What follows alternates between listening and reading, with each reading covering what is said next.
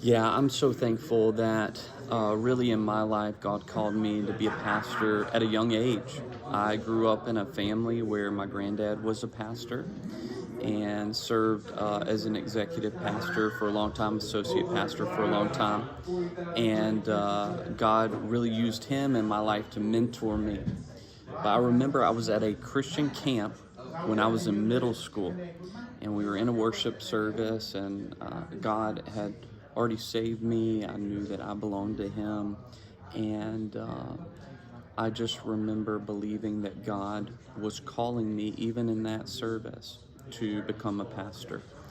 And so, even as a middle school student, I told my youth pastor. And one of the things that they tell you is one of the confirmations of the call is that when you share it with people, that those people are encouraging and uplifting to you. And he said, Josh, I've just been waiting to hear you say that. I already knew that God had called you to ministry and that God had called you to be a pastor, and I want to encourage you and build you up. And so from that day forward, I really believed with all of my heart that that's what God had called me to do and to be. And so that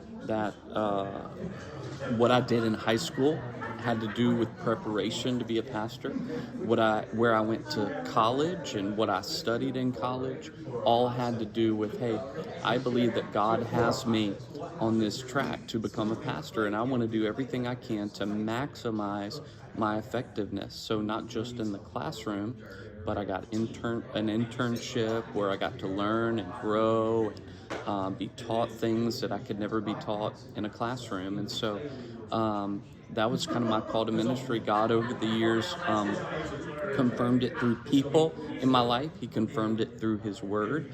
And certainly as I grew up and as I began to learn and grow, He continued to kind of sharpen that calling in my life. But I'm so grateful to be called. I wouldn't want to do anything else in the world, even though, is it hard? Sure, it's hard, but it's the greatest thing I could ever think of. So that's my calling to ministry.